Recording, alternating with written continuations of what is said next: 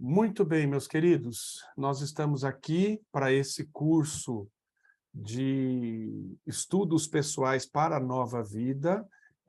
Esse é um dos módulos que faz parte do currículo do Desafio Jovem, ah, e esse currículo é um currículo onde nós desenvolvemos ele em duas partes. Nós temos os estudos em grupo para a nova vida e os estudos pessoais para a nova vida.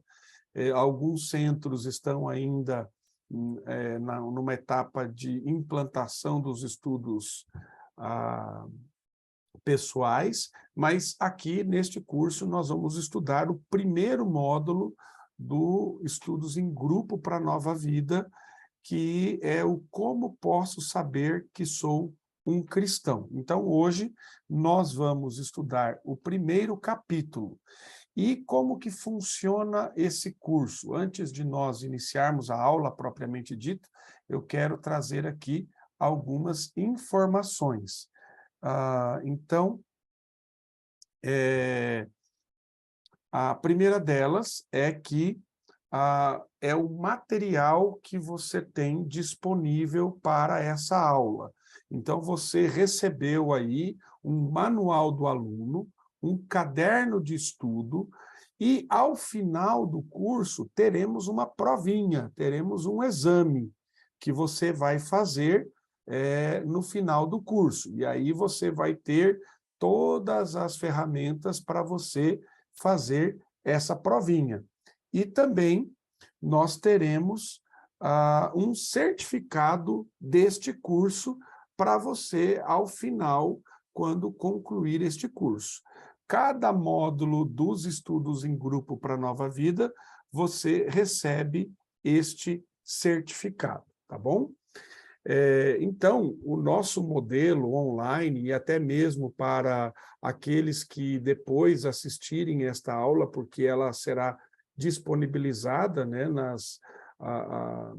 nas mídias do Desafio Jovem do Brasil, nós pedimos que sempre tenha em sala de aula, como vocês têm agora, vocês que estão ao vivo, um monitor, um coordenador acompanhando vocês, que depois também vocês poderão ter um tempo de tirar dúvidas, levantar perguntas, e na próxima aula nós podemos iniciar com a resposta dessas perguntas, caso você tenha ela posteriormente à aula.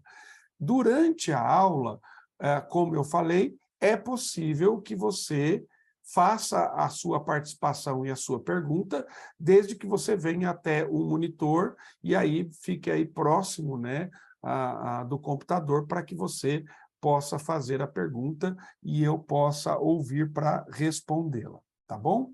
Então, agora, para começar, nós vamos fazer uma oração e aí nós já começaremos a nossa aula. Vamos orar? Senhor, muito obrigado por este privilégio de termos, neste momento, estas aulas do currículo do Desafio Jovem. Obrigado, Senhor, por podermos usar a tecnologia para estar ao vivo aqui com os nossos acolhidos, com os nossos alunos destes centros que se dispuseram a estar conosco, dessas CTs, e clamamos, Deus, para que outros também possam ser abençoados através deste projeto que estamos desenvolvendo. Te agradecemos pela tecnologia, pedimos que ela funcione e que não tenhamos problema de conexão para que sejamos efetivos na aula que teremos agora. Muito obrigado, que o Senhor nos abençoe, é a nossa oração, no nome de Jesus, que o Senhor abra o nosso coração e a nossa mente para o estudo que teremos neste momento. É no nome de Jesus que oramos. Amém. Muito bem, queridos. Eu quero, antes de iniciar a aula, me apresentar. Meu nome é Wagner Zanelato, eu sou pastor e também, atualmente, estou como diretor nacional do Desafio Jovem no Brasil. O Desafio Jovem no Brasil, ele tem uma organização, nós chamamos de Federação do Desafio Jovem do Brasil. Nós temos uma diretoria da qual atualmente eu estou na presidência. Também tenho o privilégio de servir o Desafio Jovem na América do Sul. Hoje eu estou como diretor do Desafio Jovem para a América do Sul, servindo assim o Global Teen Challenge, o Desafio Jovem Global. É importante frisar, talvez você não saiba, aqui nós temos 3 desafios jovens unidos, né, nessa aula. Nós temos aqui o Desafio Jovem de Itatiba, o Desafio Jovem de Rio Claro e o Desafio Jovem de Nova Trento.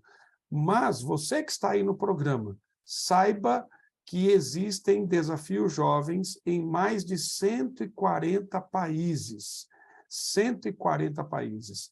E este programa é aplicado nestes 140 países. Então, meus queridos, você não está aí só num programa que existe isoladamente, mas você está num programa onde Deus trouxe você para que você, de fato, conheça Ele e cresça em discipulado e na presença do nosso Deus. Então, tendo estas apresentações, vocês podem acompanhar a aula. Hoje nós vamos tratar do capítulo 1º, ele está aí no manual do aluno. Nossa proposta é cobrir da página 4 até a página de número 14. Né? Então, esse é o nosso objetivo para esta aula. E nós temos aqui uma verdade bíblica para este curso. Qual é a verdade bíblica? A verdade bíblica se encontra na palavra de Deus, e o versículo que nós temos, essa verdade bíblica, depois nós vamos ter o versículo também, né? Esta verdade bíblica, ela diz o seguinte: uma vez que eu entendi as verdades da Bíblia concernentes a tornar-me um cristão, eu preciso dar os passos para tornar-me um cristão. Então, qual é o nosso objetivo principal nesta aula? É expor a você como uma pessoa, segundo as verdades da Escritura Sagrada, se torna um cristão. E você pode se perguntar assim, mas Wagner, eu estou aqui no Desafio Jovem, eu sou obrigado a me tornar um cristão? Não, você não é obrigado a se tornar um cristão. Mas se você se tornar um cristão, eu tenho certeza que muitas coisas na sua vida serão diferentes.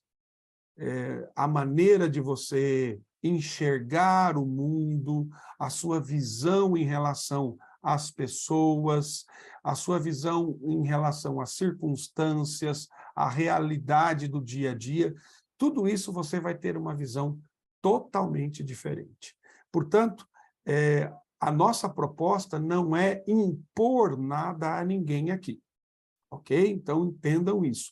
Se você chegou no programa do Desafio Jovem há pouco tempo, você nunca teve contato com o cristianismo, fique muito tranquilo e não se preocupe. Nosso objetivo é apresentar a você como as pessoas se tornam cristãs, né? E se você já é um cristão, talvez você é um cristão que se afastou da sua prática religiosa, do seu cristianismo, e você precisa, então, se aproximar de Deus. Nós cremos que todas as coisas foram criadas por Deus, e que Deus é o sustentador de tudo. Entretanto, como eu disse, nós queremos apresentar isso a você. Esse é o nosso desejo e o nosso objetivo. Então, a verdade bíblica para esta a aula é, uma vez que eu entendi as verdades da Bíblia concernentes a tornar-me um cristão, eu preciso, se assim desejar, dar os passos para me tornar um cristão. Qual é a chave bíblica para a nossa aula? Ela se encontra no Evangelho de João, capítulo 1, verso 12.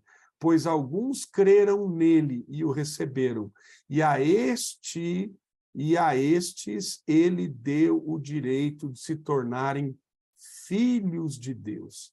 Isso aqui é fundamental, porque aqui agora nós passamos simplesmente da ideia de se tornar um cristão, ou um crente em Jesus Cristo, ou crer em Deus, para uma perspectiva muito mais profunda. Qual é essa perspectiva?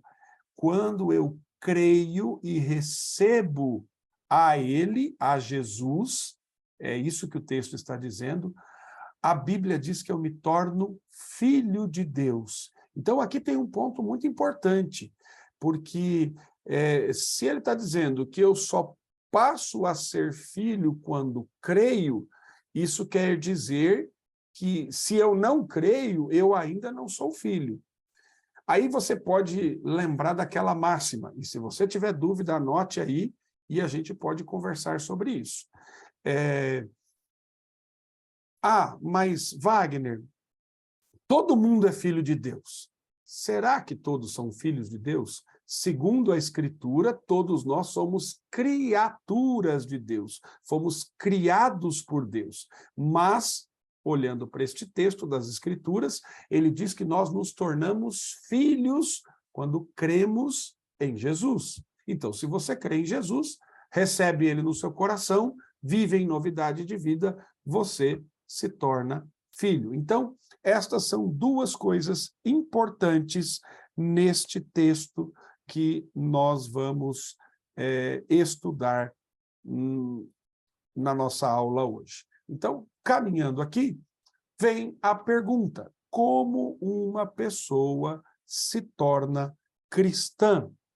Talvez você possa já ter ouvido esta pergunta. Eu, recentemente, aqui em exposições bíblicas que fiz, eu questionei as pessoas da igreja da qual eu sou pastor, com a seguinte pergunta.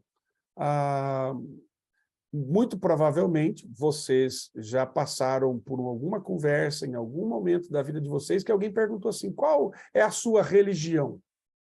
Qual é a sua religião?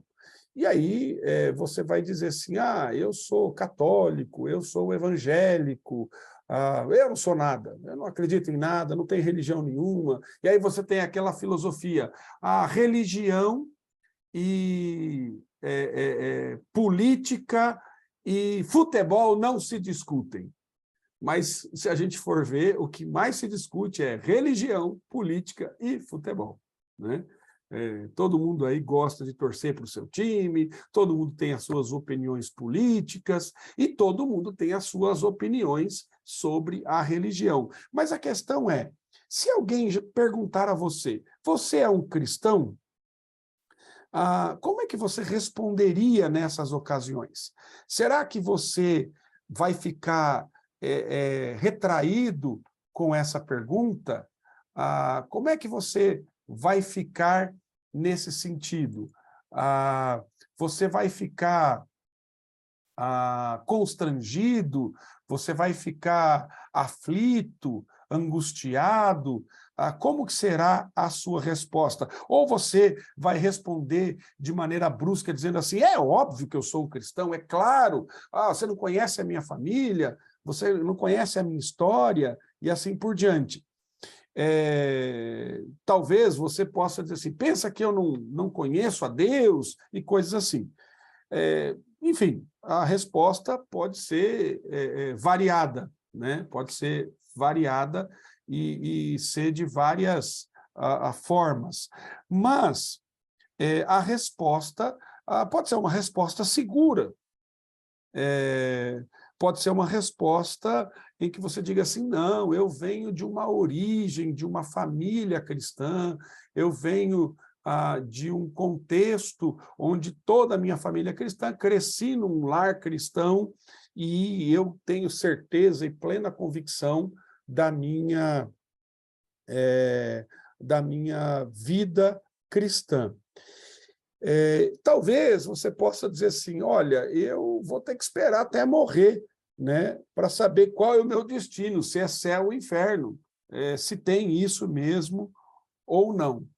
Mas, através deste curso, qual é o nosso objetivo? O propósito desse curso é explicar com clareza para cada um de vocês como eu posso chegar a ser um cristão, onde eu posso encontrar evidências de que eu sou um cristão e o que significa ter uma relação pessoal com Jesus e como eu posso fazer para eliminar as minhas dúvidas quanto à minha salvação.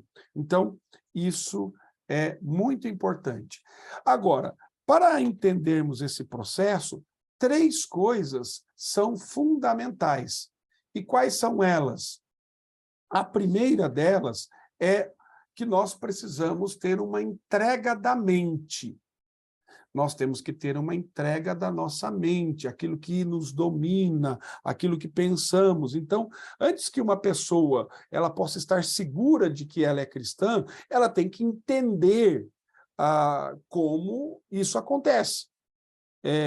Ninguém chega a se tornar um cristão por coincidência. Deus ele não usa artimanhas para as pessoas se tornarem seus discípulos, seus seguidores. O que o Senhor nos mostra é, de fato, algo muito lógico, algo muito consciente. Então, é um compromisso que nós assumimos com o nosso Deus. Então, quando nós entendemos essa realidade, nós temos uma entrega da mente. Outra entrega que precisa acontecer é a entrega da vontade. Os nossos desejos, os nossos anseios, eles precisam ser entregues ao Senhor.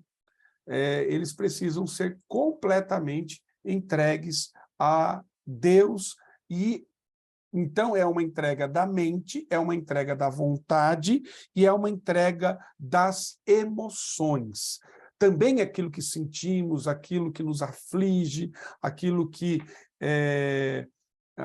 nos toca, isso também é importante. Pensando nessas 3 entregas, eu gostaria de mencionar para vocês que essa entrega é uma entrega do coração. Por que, Wagner, uma entrega do coração? Porque se você for para as Escrituras, você vai perceber que o homem ele foi criado com um diferencial. Quando nós olhamos para a criação, e aí nós temos várias vertentes, né, hoje, que vão dizer que o homem ele não foi criado por Deus, e uma dessas vertentes é a vertente do evolucionismo, que vai dizer que o homem ele foi evoluindo através dos séculos e chegou nesse estado, muito baseado na teoria do Big Bang, né? Então, e a teoria do Big Bang diz que há uma explosão e disso vem várias coisas e aí chegou no estado que nós temos hoje. Mas nós sabemos que é necessário alguma coisa para ter causa e efeito, né? Então, o que acontece, meus queridos? Nós entendemos que existe, e aí hoje há uma linha científica desenvolvendo essa proposta, chamado design divino. Ou seja, há um designer. Um designer é aquele que cria, existe um criador que cria todas as coisas. Então, quando ele cria todas as coisas, nós temos um ser soberano, e nós cremos biblicamente que este ser é Deus. E este Deus, na sua palavra, diz que ele criou todas as coisas e, depois de ter criado todas as coisas, ele fez o homem. Mas ele fez o homem com uma característica muito distinta do restante de todas as outras coisas criadas. Ele criou o homem à sua imagem e semelhança, como diz lá em Gênesis capítulo 1, lá no verso 26 do capítulo 1. Ele diz assim: também disse Deus, façamos o homem à nossa imagem, conforme a nossa semelhança, e tenha ele domínio sobre os peixes do mar, sobre as aves do céu, sobre os animais domésticos e sobre toda a terra, sobre todos os répteis que rastejam pela terra. E quando ele cria o homem nessa perspectiva, como imagem de Deus, ele cria o homem com algo que nós chamamos de senso divino, ou seja, todo homem tem o senso da existência de Deus. Por isso, se você for em qualquer lugar da face da terra, você vai ver o homem buscando sentido, significado, razão e propósito para a sua vida, para a sua existência. E, no fim das contas, biblicamente falando, existem só duas opções. Ou você se rende a Deus, ou você vira as costas para ele. E é interessante que, neste sentido, nós podemos dizer que não existe ateísmo. Por quê? Porque como fomos criados à imagem de Deus, como fomos criados à semelhança de Deus, o nosso coração é inclinado para adorar alguma coisa. E quando nós adoramos, nós estamos dizendo, aquilo é precioso demais para nós. Então, por exemplo, o coração, nas Escrituras, não é só sentimento, não é só emoções. O coração envolve estas três coisas que estão aí: mente, vontade e emoções. Então, quando, por exemplo, eu coloco, eu digo assim, olha, eu morro pelos meus filhos. A minha vida é a minha esposa, a minha vida é o meu trabalho, a minha vida são as coisas que eu tenho. E, infelizmente, muitos já perderam tudo isso. Quando você coloca isso e coloca isso acima de Deus, você está criando um Deus para você. Você torna estas coisas ou estas pessoas um Deus para você. E por quê? Por conta das inclinações do nosso coração. Infelizmente, o homem que foi criado para viver de maneira perfeita, ele pecou e ele se afastou de Deus. E aí, Deus, ele resolve isso com a promessa da redenção de enviar o Salvador, Jesus Cristo, né, que nós vamos ver mais sobre isso aqui. Então, quando nós entendemos essa realidade, nós vamos entender que o coração, que é a soma da nossa mente, da nossa vontade, onde nós fazemos as nossas escolhas, e também das nossas emoções, o coração é o centro que governa a nossa vida. A pergunta é: por que você faz o que você faz? Quais são as suas motivações? Quais são os seus impulsos que levam você a ter o comportamento que você tem?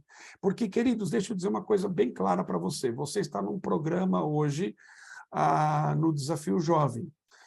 Não adianta simplesmente você mudar o seu comportamento, porque comportamento, você pode mudá-lo, mas se você não mudar o que direciona o seu comportamento, a sua vida não vai mudar. Então, por isso, essa entrega da mente, a entrega da vontade, a entrega das emoções é importante. Mas, seguindo em frente aqui, nós vamos agora, então, pensar nessa entrega mental. O que é essa entrega mental? A primeira coisa que nós vemos aqui é que é necessário entender e crer em certas verdades bíblicas que indicam como se chega a ser um cristão. Então, quando alguém dá um passo de crer no Senhor, que ele é tocado por Deus, ele não está simplesmente dando um passo cegamente. Algumas pessoas usam uma expressão, né, chamada salto de fé, que você dá um salto de fé. Então, imagine comigo que você está naqueles países, você se tornou um alpinista. E aí você está lá no Monte Everest, e lá é congelado demais, é frio demais, e vem uma névoa que você não consegue enxergar aqui um palmo na frente dos seus olhos. Você não consegue enxergar aqui. Está tudo denso, aquela névoa, e você não consegue enxergar nada disso. E aí você fala, meu Deus, eu posso morrer a qualquer instante aqui. Por quê? Porque você não consegue enxergar nada, então você pode cair, você pode andar sobre um lago congelado, e esse lago congelado pode o gelo quebrar e você cair dentro da água e morrer congelado. Então, assim, você precisa de muito cuidado. Só que quando você está andando ali, daqui a pouco, você escuta uma voz que diz assim, pessoal, vocês estão perdidos aqui? Olha, eu moro nessas montanhas há muitos anos e eu conheço cada centímetro, cada milímetro, como a palma da minha mão. Então, eu sei onde vocês estão, e eu vou falar daqui, e vocês estão ouvindo a minha voz, então, por favor, sigam a indicação que eu der a vocês. E aí vocês vão chegar aqui na minha casa, que eu tenho aqui um lugar seguro para vocês estarem até essa tempestade, desta nevasca passar, e você chegará aqui são e salvo. Então, queridos, você tem duas opções aí. As duas opções são, segundo alguns, andar pela fé. Você pode simplesmente tentar ir pelo seu jeito, sem enxergar nada na sua frente e sem saber o que vai acontecer. Isso é um salto de fé ilógico, sem sentido, porque você não tem garantia nenhuma.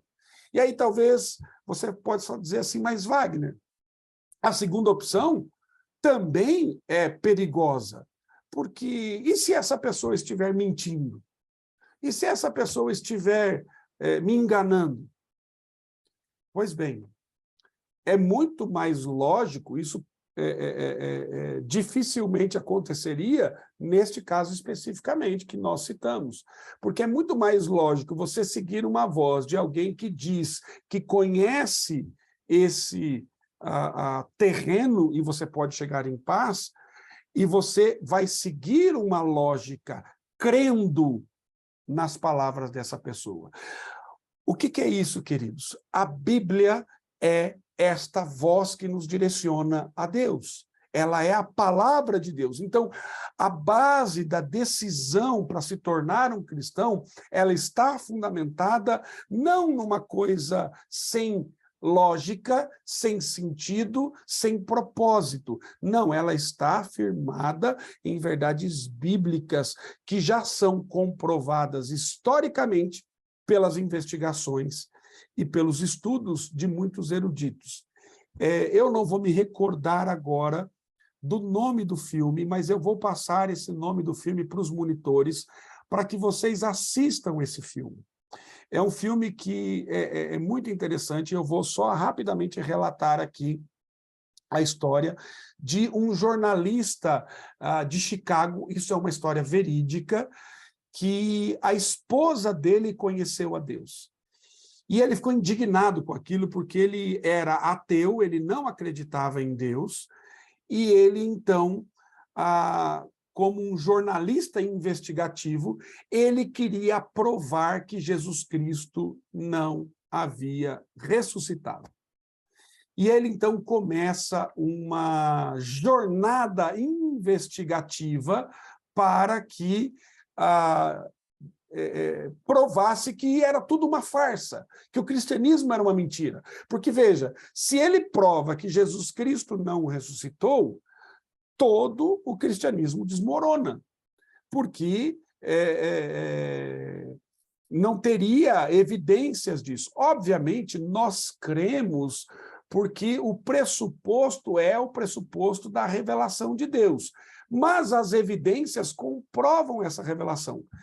Então, depois vocês podem até, aí no momento que vocês têm para assistir filmes aí no Desafio Jovem, que eu sei que todos vocês gostam de um bom filme, eu vou depois pegar o nome certinho desse filme e passar para os monitores, para que vocês possam assistir esse filme.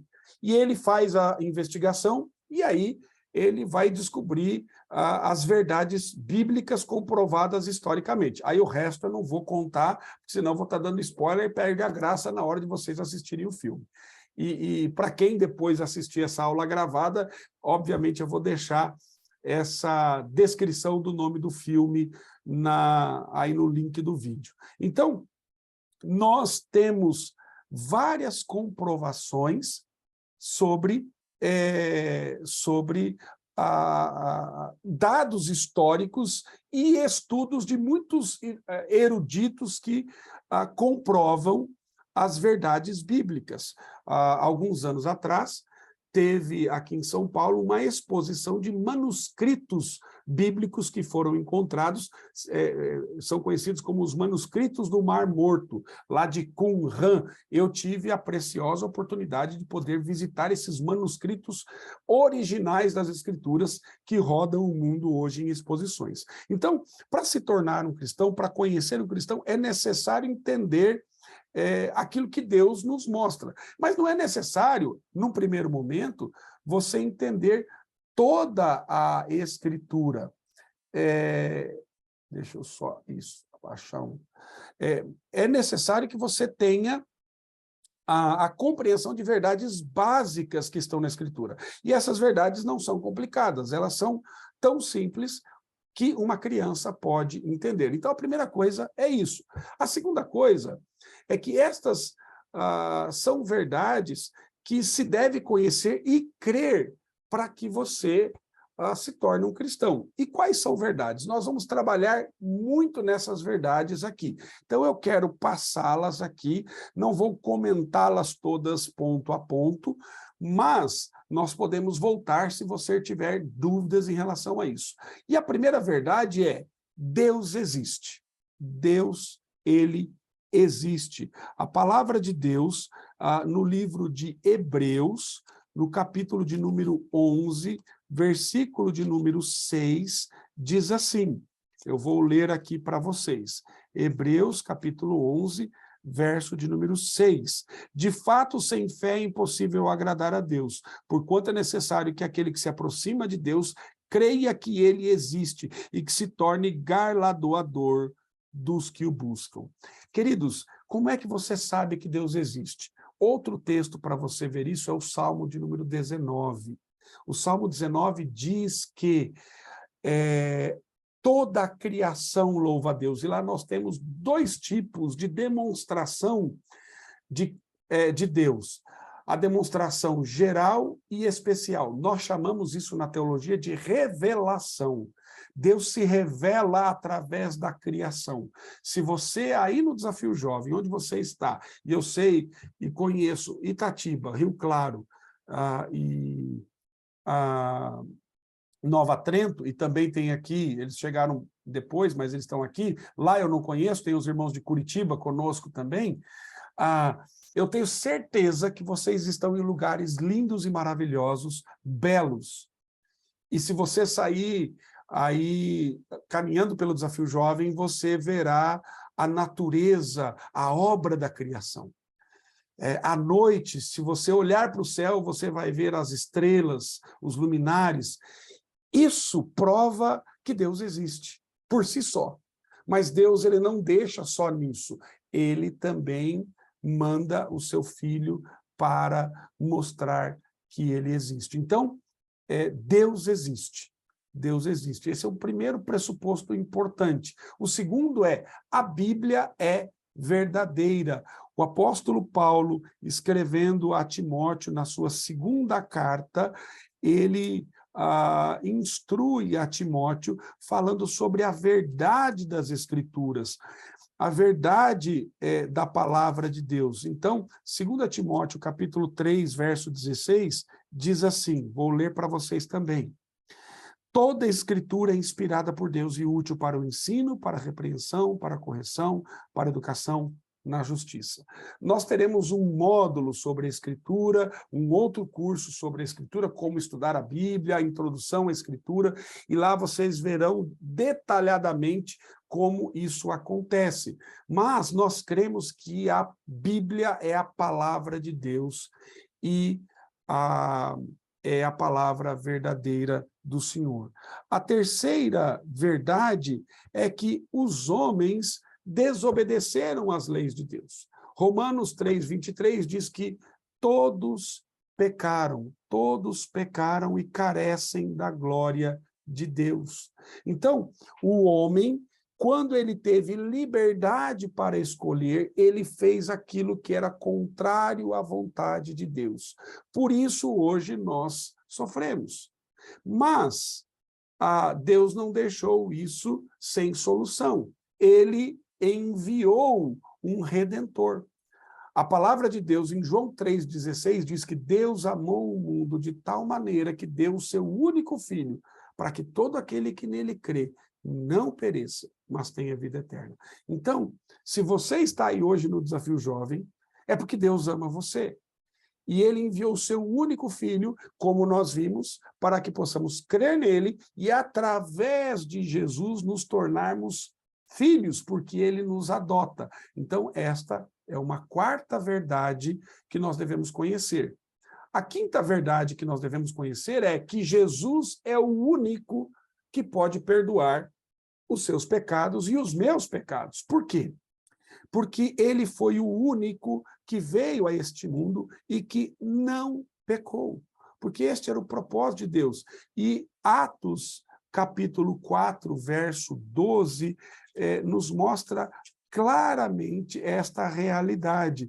Atos, capítulo 4, verso 12, diz assim: e não há salvação em nenhum outro, porque debaixo do céu não existe nenhum outro nome dado entre os homens pelo qual importa que sejamos salvos. Então, Jesus é este que veio para perdoar os nossos pecados. E por que ele na cruz? Ele morreu levando os meus pecados na cruz. Ele levou os meus pecados sobre ele, me liberando dele, pagando a dívida que era minha. A quinta verdade é a penalidade do pecado é a morte. Romanos 6, 23 diz, porque o salário do pecado é a morte, mas o dom gratuito de Deus é a vida eterna. Só que esta morte é uma morte eterna, queridos. Então, esta é uma verdade que a Escritura nos mostra. O pecado gera morte, ele gera sofrimento, gera angústia.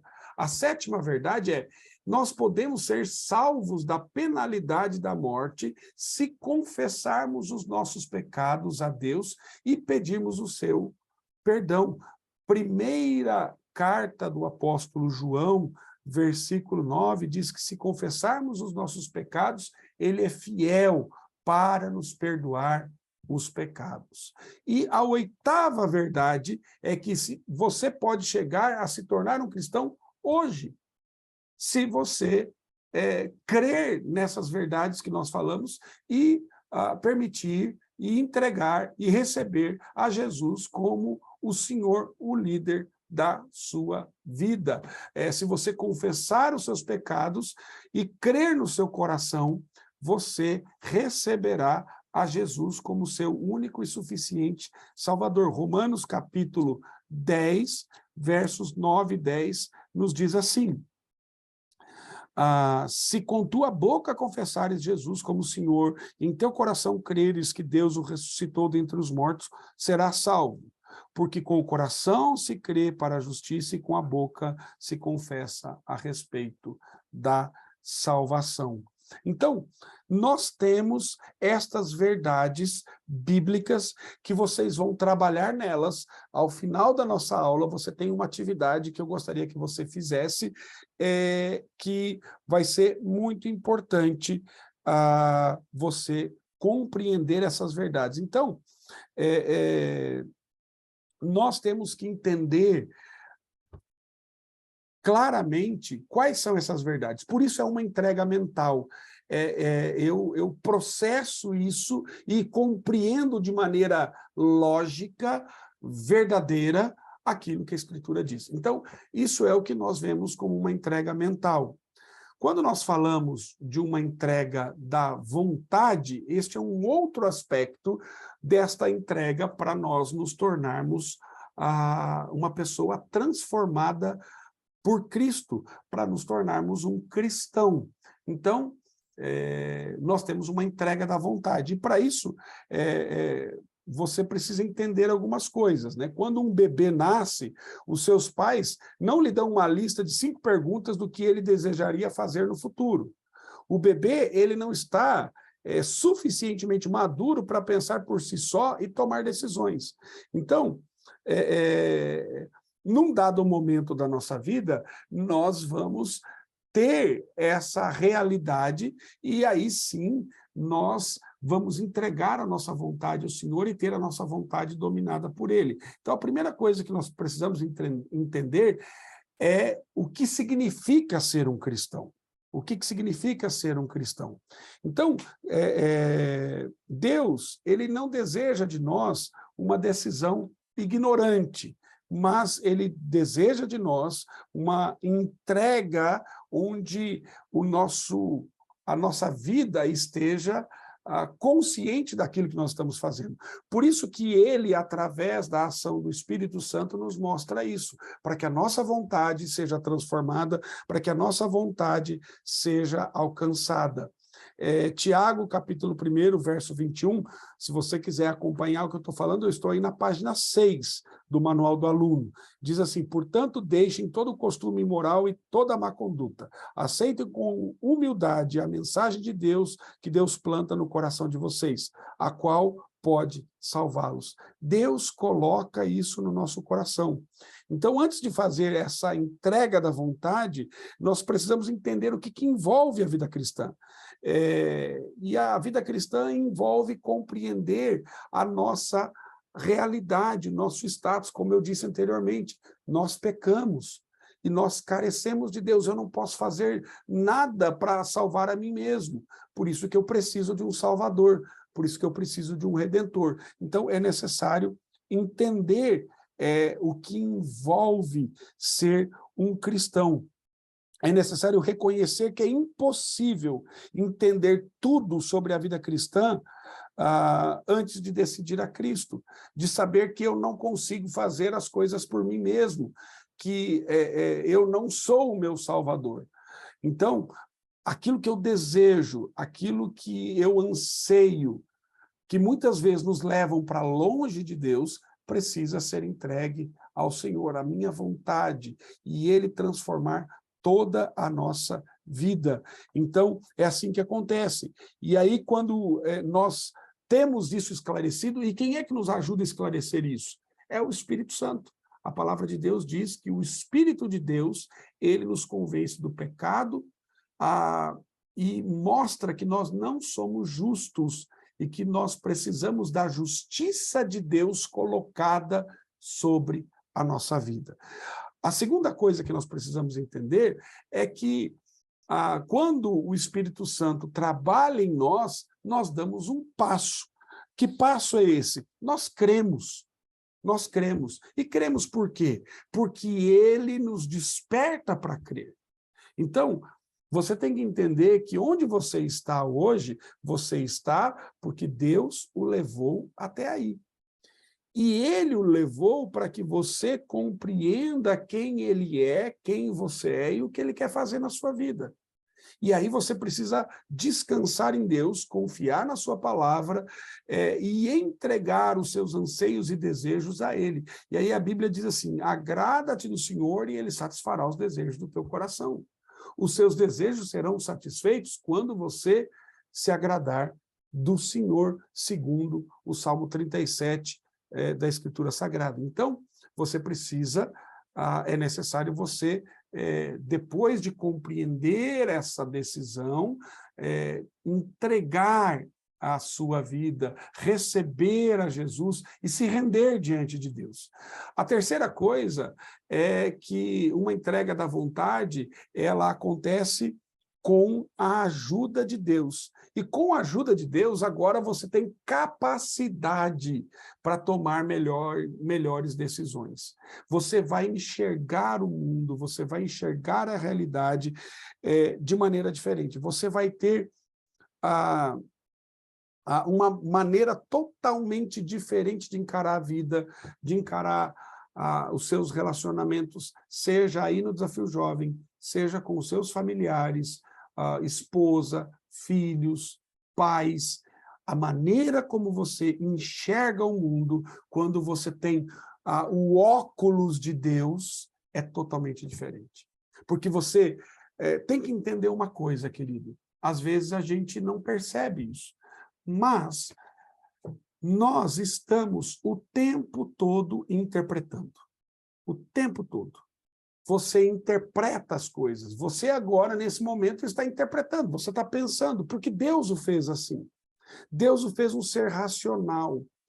Só que, às vezes, a nossa interpretação ela é equivocada porque a referência que nós temos somos nós mesmos. Então, quantas vezes você que está no Desafio Jovem, no programa, tomou decisões que levaram você para longe da sua família, longe das pessoas que você amava, fez com que você entrasse em situações e circunstâncias onde você perdeu tudo que você tinha. E aí você chega naquele estágio que você fala assim, não tem mais nada. Não, você tem a sua vida. E quando você, com a ajuda de Deus, toma a melhor decisão da sua vida, que é servi-lo, que é segui-lo, entrega a sua vontade a Ele, dizendo assim, Deus, coloca em mim aquilo que o Senhor quer fazer. E aí Ele te dá todos os mecanismos para você fazer boas escolhas, para você fazer escolhas que vão perdurar por toda a eternidade. Então, a terceira coisa para entregar a vontade, para uma entrega da vontade, é você ter a ajuda de Deus. Também nós falamos de um terceiro elemento, que é a entrega das emoções. A entrega das emoções. De que maneira os meus sentimentos estão envolvidos nessa decisão de me render a Cristo, de ser transformado e ter uma vida diferente. Então, todos nos rendemos a diversas maneiras e a diversas situações. Pense no momento em algumas das suas amizades. Você conhece alguém que se emociona facilmente? Alguém que é chorão? Né? Chora por qualquer coisa, chora quando vê aí um filme, vê alguma coisa, essa pessoa está chorando. Talvez você conheça alguém assim. Talvez você conheça alguém que é duro, que é seco, que não sai uma lágrima. Né? E aí você pode pensar assim, esse indivíduo aí não tem amor, esse indivíduo não tem emoções, e assim por diante. Só que às vezes, queridos, nós vamos passar por diversas situações e circunstâncias que marcam a nossa vida. O fato é que, por conta do nosso histórico, por conta das nossas circunstâncias, cada um vai responder de um jeito. Uns vão ser mais emotivos, outros não. Então, nós vamos responder de maneira diferente. Então, alguém, por exemplo, pode ouvir uma mensagem, uma pregação, e ele pode chorar o tempo todo, o outro não faz nada. Por quê? Porque são vidas diferentes, são históricos diferentes, e nós respondemos a situações diferentes de maneiras diversas. E uma coisa que nós temos que entender é que os nossos sentimentos, eles mudam. Às vezes você pode estar sentindo coisas positivas, alegres. Vou dar um exemplo. Ontem eu participei de uma formatura, né? Eu me formei num curso de mestrado que eu fiz. Eu estava muito alegre, muito feliz. Então, naquele momento, era um momento, assim, muito precioso para a minha vida, um momento que eu esperei por vários anos, estudando, me dediquei, horas investidas, e quando recebi lá o meu diploma, eu fiquei muito feliz. Então, naquele momento, o meu sentimento era de alegria. Mas vamos imaginar, fui para casa, tudo aquilo acabou, hoje chega, recebo uma ligação difícil, toda aquela alegria pode ir embora. E aí pode vir a tristeza por conta dessa ligação difícil que eu recebi. Então, os sentimentos, eles mudam, eles oscilam. Os sentimentos, eles devem ter um lugar na nossa vida, mas eles não são essenciais, eles não são a coisa fundamental. É óbvio que nós nos movemos pelas coisas que nós sentimos. Então, qual é a importância dos sentimentos quando você conhece a Deus, quando você faz essa entrega ao Senhor? Deus, ele não quer que nós o desprezemos. Ele não exige que esqueçamos os nossos sentimentos, mas sim que eu não possa tomar as decisões baseado nos meus sentimentos. Então, muitas vezes você vai estar aí no programa e você vai passar por situações difíceis. Eu sei porque já estive aí trabalhando como diretor, como professor no Desafio Jovem, e sabe quando é um dia difícil para todos vocês? É depois da visita. Depois da visita, dá aquela sensação, aquele sentimento quando vem lá, ou a sua esposa, ou os seus filhos, ou o seu pai, ou a sua mãe. E aí vem aquele sentimento que você diz assim, preciso ir embora. E aí eu sempre brinco, né? Esses dias eu estava lá no Desafio Jovem de Rio Claro, eu brinco que no Desafio Jovem tem um chá milagroso. O nome do chá é Jatobão. Vocês conhecem o chá do Jatobão? Eu já tô bom e vou embora, né? Aí você vira um homem de negócios, você vira uma pessoa preocupada com a sua família, e aí você diz assim, chega para o seu coordenador, para o seu monitor e diz assim, mas sabe o que é? Eu preciso ir embora para trabalhar, porque a minha esposa está sofrendo, está lá trabalhando com os filhos, e aí o sentimento que você tem é esse. Só que se você toma uma decisão dessa, essa decisão não será racional. Ela será uma decisão firmada na emoção e no sentimento que você está sentindo naquele momento. E a nossa vida não pode ser baseada assim. Eu não posso anular os meus sentimentos e as minhas emoções, mas eu não posso tomar decisões baseadas só nisso. E, infelizmente, queridos, neste exemplo que eu dei, a grande maioria dos casos que eu conheço, né? Não estou falando que todos são assim, mas dos casos que eu conheço, que tomaram a decisão de ir embora do programa baseado num sentimento, se arrependeram depois, porque tiveram seríssimos problemas. Muitos, infelizmente, voltaram para as drogas, tiveram recaída, e aquele propósito inicial, que era cuidar da esposa, que era trabalhar, não aconteceu. E aí eu deixo eu dizer uma coisa muito clara para você, querido. Se Deus trouxe você aí, e é isso que você tem que entender, você acha que Deus não vai cuidar dos seus? Então, coloque os seus sentimentos e as suas emoções diante de Deus. E na sua decisão, no seu momento de crer em Cristo Jesus, tome a decisão pela fé. Você tem aí essa ilustração, né, na sua apostila, aí na página 9, onde você tem aí essa casa bem estruturada, né? Você tem o teto, as paredes, as portas e as janelas. Então, nós temos que seguir a nossa vida, pautar a nossa vida pela fé, mas aquela fé baseada nas Escrituras, como eu disse, uma fé lógica.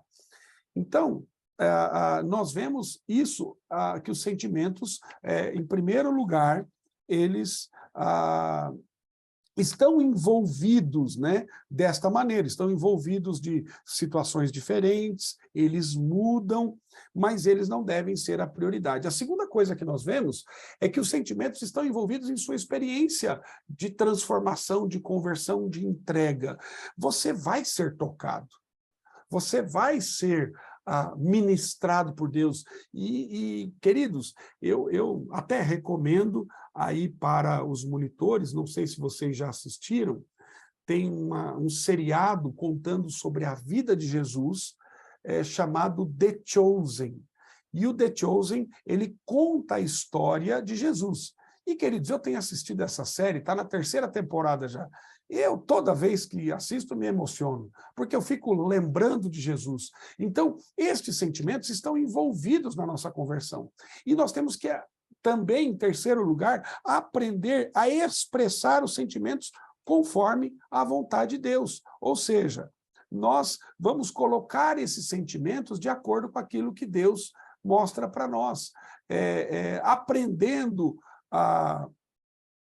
como expressar esses sentimentos, nós vamos colocá-los sob a liderança de Jesus, nós vamos aprender a identificar corretamente os nossos sentimentos, nós vamos aprender a encontrar alívio emocional através da oração. Então, ou seja, vamos pensar naquele exemplo que eu dei, que você está aflito para ir embora, para voltar para casa. Puxa, eu estou aqui já há 2 meses, esse programa não passa, está contando, fazendo risquinho dia por dia. Eu estou aqui há 2 meses, 3 dias e 5 horas. Jesus, misericórdia, não vai passar nunca. Então, o que você faz? Vai orar, porque Deus vai dar alívio a você através da oração. Você vai também ter uma outra oportunidade, e é por isso que Deus te colocou aí. Você vai poder aprender a expressar os seus sentimentos conforme a vontade de Deus, compartilhando aquilo que você está sentindo, abrindo seu coração. Falando, poxa vida, olha, aí vai vir um colega de quarto, vai vir um colega aí do programa e vai dizer assim, rapaz, eu já passei por isso. Vem cá, deixa eu contar minha experiência para você, eu vou orar com você. Então, você vai ser abençoado pela experiência dos seus colegas, dos seus irmãos. Você vai aprender a ser mais expressivo emocionalmente, a expressar isso. Você vai aprender a tomar cuidado com essas pessoas que são só baseadas em questões emotivas, e Deus vai ensinar isso tudo para você nessa caminhada. Portanto, queridos, nós chegamos aqui ao final deste capítulo. Vocês, antes da nossa aula, alguns eu sei que não conseguiram, então vocês, aqueles que não conseguiram, terão uma tarefa dobrada. Vocês têm lá o teste 1, né? E era para vocês terem lido o capítulo 1. Então, o que vocês vão ter que fazer? Depois, aí com o seu monitor, vocês vão passar para ele o teste 1, para ele verificar, e depois vocês vão ter que cumprir o teste de número 2, tá? Para a aula de amanhã. E para a nossa próxima aula, é importante que vocês leiam o capítulo 2, que vai da página 15 até a página 27. Não sei se nós vamos conseguir cobrir todo o capítulo 2 em uma aula só, mas esse é o nosso propósito. Mas antes de terminar a nossa aula, nós temos aqui algo fundamental, que é a aplicação pessoal.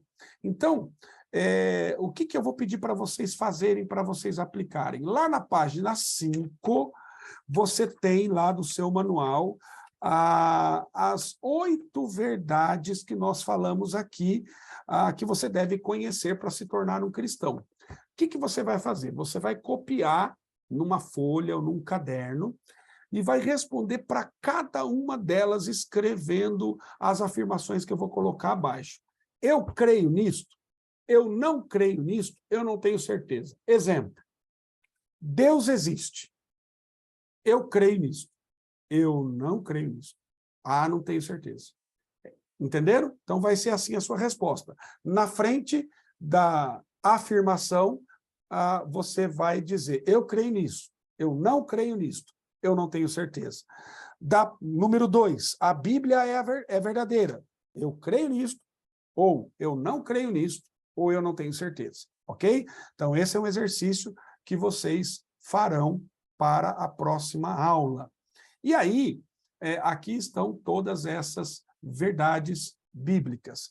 Também eu deixei com os monitores uma entrevista que vocês devem fazer com alguém que já é cristão. Então, você pode, de hoje para amanhã, fazer essa entrevista. Ela tem 10 perguntas que você vai fazer com esta pessoa, tá bom? Então, esta é uma tarefa para a nossa próxima aula. Então, você precisa ler o capítulo 2. Se você não fez o teste 1 do caderno de estudo, você precisa fazê-lo. Depois você faz o teste de número 2, faz a aplicação pessoal com as 8 verdades, colocando eu creio, eu não creio, eu tenho dúvidas. E faz a entrevista que os monitores vão passar para vocês. Aí você escolhe, aí no momento do centro, do Desafio Jovem, o momento que você tenha, para você fazer uma entrevista com uma pessoa que já é cristã, e aí você vai receber estas perguntas, tá ok? Eu vou interromper a nossa gravação, né? E aí nós ficamos aqui mais livres para que possamos continuar a conversar. Nós já estamos terminando o nosso tempo. Se tiver alguma pergunta,